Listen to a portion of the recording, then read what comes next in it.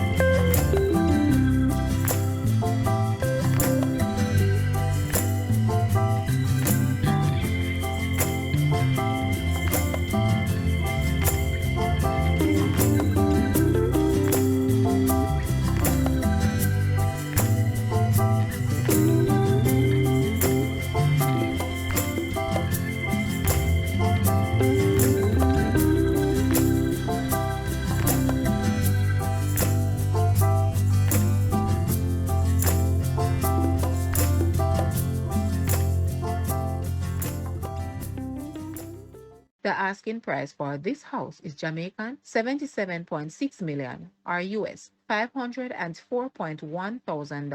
To purchase or make an offer, please take a look at your screen or you may visit the description area below for full details. If you like this video, please hit the like button and also share with a friend. Thanks for watching, guys.